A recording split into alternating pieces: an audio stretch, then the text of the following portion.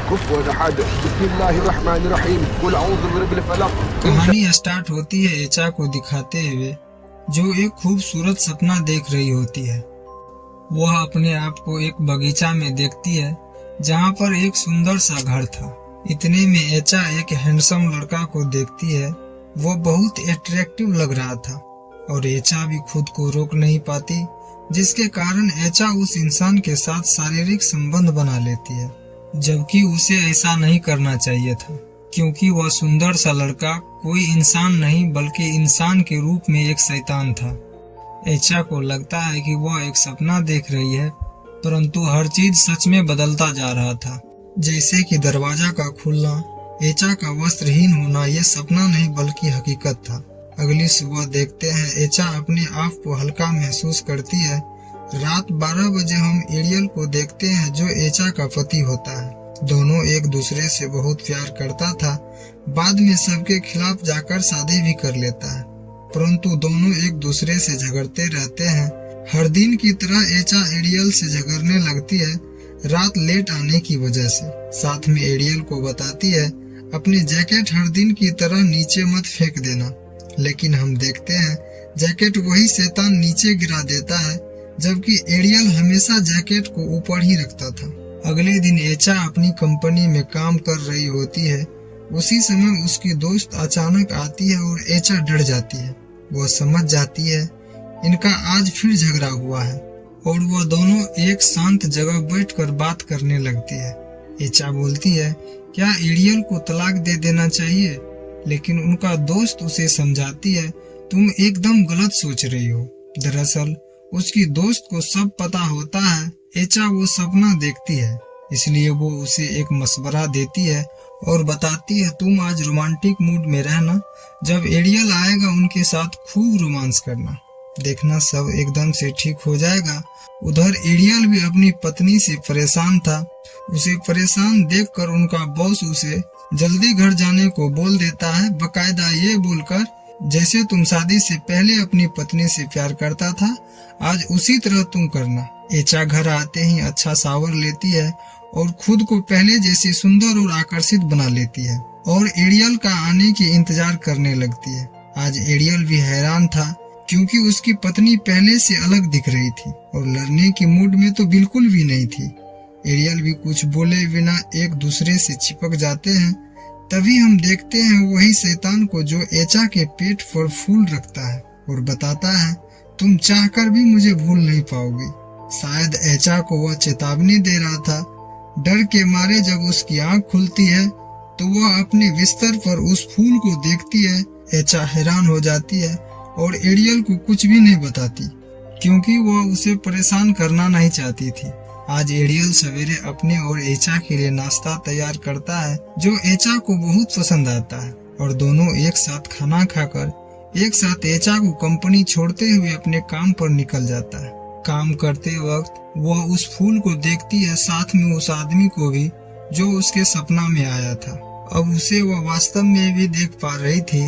अब धीरे धीरे वो इंसान एचा की ओर बढ़ने लगता है और वो अचानक से जब मिरर को देखती है तो पता चलता है वह इंसान नहीं बल्कि एक जिन है। इतने में एचा को उल्टी आना शुरू हो जाता है। तब तक उनकी दोस्त एचा का आवाज सुनकर बाथरूम आती है और पूछने पर उसे बताती है उसे कुछ नहीं हुआ है।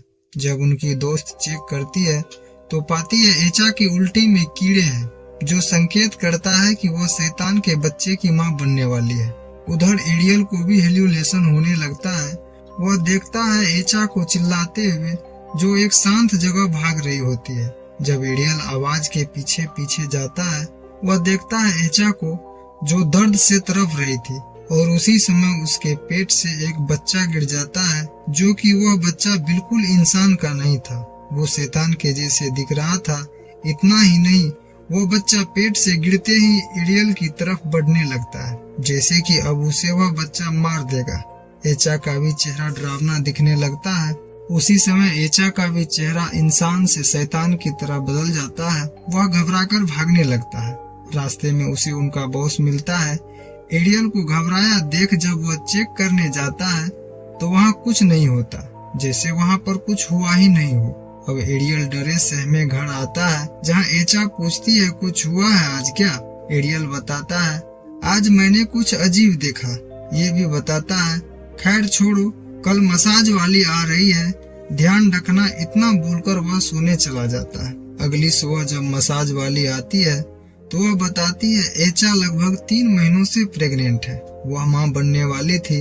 एचा इतना सुनकर बहुत खुश होती है, लेकिन एरियल को जरा सा भी खुशी नहीं होता। काम पर जाने के बाद वह पूरा वाक्य अपना बॉस को बताता है। ऐसा कैसे हो सकता है, आज तक हम एक दूसरे से लड़ते आ रहे हैं, कल के बाद मैंने कभी फिजिकल नहीं हुआ था, 3 महीने से प्रेग्नेंट कैसे हो सकती है। उसे शक होता है कहीं एचा उसे चीट तो नहीं कर रही, लेकिन उनका बॉस बताता है तुम्हें शक है किसी पे। तो एरियल बोलता है मैं यकीन के साथ नहीं कह सकता। वह उसे कहता है तुम कल छुट्टी मार लो और एचा को मेडिकल करवाओ।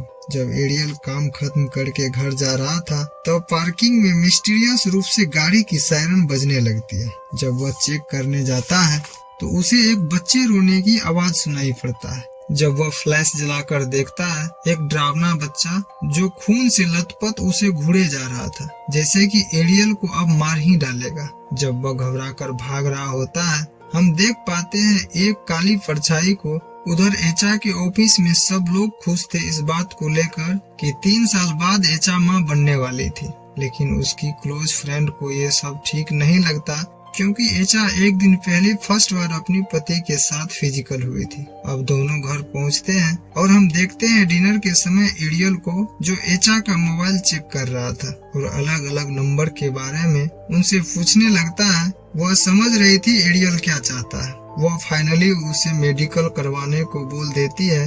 अगले दिन जब दोनों हॉस्पिटल जाता है तो अल्ट्रासाउंड के बाद पता चलता है एचा प्रेग्नेंट नहीं है, मानो जैसे अचानक से वो बच्चा गायब हो गया हो। एरियल थोड़ा हल्का महसूस करता है, लेकिन वो अब भी परेशान नजर आ रहा था कि एचा के साथ कुछ तो गलत हो रहा है। हॉस्पिटल से आने के बाद जब एचा कंपनी जाती है, उनका दोस्त उसे अल्ट्रासाउंड के बारे में पूछती है तो वह बताती है डॉक्टर ने बोला कि वह प्रेग्नेंट नहीं है, लेकिन वह पूरे कॉन्फिडेंस के साथ बोलती है मैं प्रेग्नेंट हूँ, मैं महसूस कर पा रही हूँ। उनकी दोस्त समझ जाती है जिसका डर था एचा के साथ वही हुआ। अब वह उसे एक तांत्रिक के पास ले जाती है जो रिचुअल करता था। जैसे ही दोनों उस्ताद के पास पहुंचती है, उस्ताद एचा के पीछे एक जिन को देख लेते हैं जो इंसान के रूप में खड़ा था। उस्ताद कुछ बताए बिना दोनों को अंदर बुलाते हैं और वह एचा को पूछता है कि तुम्हें बुरे सपने कब से आता है। वह बताती है शादी के बाद से। वह तांत्रिक सब समझ जाता है और उसे बताता है भगवान ने ही जिन को बनाया है। वह इंसान की तरह नजर आता है और शादीशुदा औरत को अपने वश में कर लेता है, क्योंकि उसको भी इंसान की तरह भूख होता है। जरूरत पड़ने पर बीच में आने वाले किसी भी इंसान को जान से मार सकता है, चाहे वो एचा का पति ही क्यों न हो। उन दोनों को उस्ताद संभल कर रहने को बोलता है और उसे कोई भी काम करने से पहले प्रार्थना करने के लिए कहता है। अब एचा को उनका दोस्त जब उसे घर छोड़कर अपने घर जा रही थी तो उसे एक बिल्ली की बच्ची रोड पर नजर आती है। उसे वो एक सेफ जगह पर रखने जाती है। इतने में जब वो पीछे मुड़कर देखती है तो बिल्ली गायब होती है, लेकिन उनका आवाज अभी भी आ रहा होता है। जब वह चेक करने जाती है तो अचानक उनके सामने वो जिन आ जाता है। वह भागने की कोशिश करती है, लेकिन उसे कुचलकर मार दिया जाता है। उधर एचा ये सब अपने सपने में देख रही होती है और जैसे ही वह बाहर आती है वह सच में देखती है उनका बेस्ट फ्रेंड मारी जा चुकी है। उसी समय हम देखते हैं एचा की पेट का साइज भी बढ़ता जा रहा था। ये देख एरियल उसे घर ले आता है और पूछता है ये सब क्या था। तब एचा बताती है मैं जो भी सपना देखती हूँ वो सब सच होते जा रहा है, जैसे कि उनका प्रेग्नेंट होना, उनकी दोस्त का मौत होना। ये सब एचा आज पहली बार एरियल को बता रही थी। अब एरियल के साथ एचा दोबारा उस्ताद के पास पहुंच जाती है और उस्ताद बिना देरी के रिचुअल स्टार्ट करता है। तभी हम ऑडियंस देख पाते हैं एचा का भयानक रूप, जो बहुत ही डरावना और वियर्ड लग रहा था। वह पूरी तरह जिन के कंट्रोल में था। वह पूरी तरह जिन के कंट्रोल में था। वह जिन उस्ताद को बोलता है तुम मुझे इनसे कभी भी अलग नहीं कर सकता। ये मेरी बीवी है। लेकिन किसी तरह उस्ताद उसे जिन के कंट्रोल से आजाद कर देता है और बोलता है अगर दोबारा एचा को सपना आता है तो फिर उसे एक बार लेके आना, और उसे एक मंत्र लिख कर देता है जिसे एचा को बार बार पढ़ने को बोलता है। उस रात एचा को कोई सपना नहीं आता और सब कुछ लगभग ठीक ठाक चल रहा होता है। अगले दिन एरियल बताता है मुझे प्रमोशन मिलने वाला है और 1 सप्ताह के लिए मुझे ट्रेनिंग के लिए जाना होगा। एरियल इस स्थिति में एचा को छोड़कर नहीं जाना चाहता था, लेकिन उनके जिद करने के कारण वह चले जाता है। अब अगले दिन एचा जहां ऑफिस जाती है, जाते ही वहां पर सभी स्टाफ उसे अलग तरीका से देखने लगती है, क्योंकि वहां के प्रत्येक स्टाफ उस जीन के कंट्रोल में आ चुका होता है। वह अपने आप को एक केबिन में लॉक कर लेती है और काम को बीच में छोड़कर घर लौट आती है। अब वह घर में अकेले थी, रात होती है।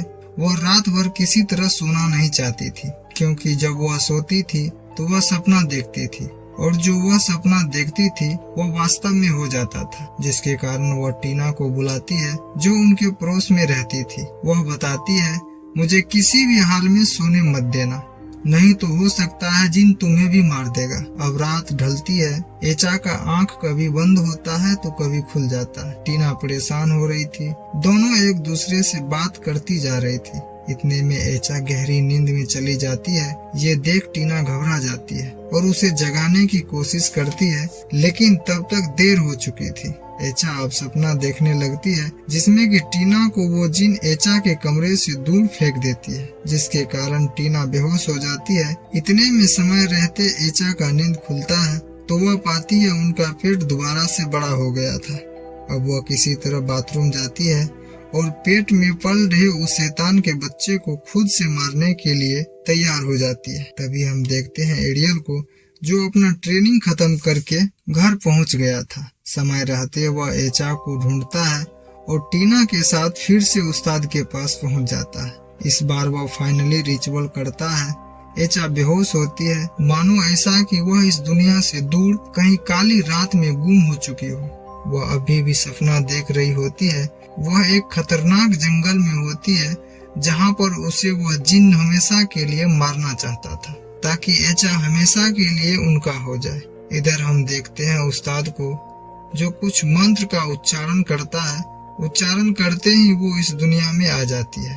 तब हम देखते हैं वो जिन बहुत ही पावरफुल होता है, जो अपनी काली शक्ति से सबको भयभीत कर देता है। अब फाइनली रिचुअल के कुछ देर बाद एचा नॉर्मल हो जाती है। अब सब कुछ ठीक चल रहा होता है, लेकिन कुछ दिन बाद हम देख पाते हैं एचा के घर एक लड़का को, जो करीब 12 साल का था। वह फुटबॉल खेल रहा होता है। तभी हम समझ पाते हैं वो जिन अभी भी एचा का पीछा कर रहा था, क्योंकि उसके बेटे को वही आदमी फुटबॉल उठाकर देता है जो एचा के सपनों में आया करता था।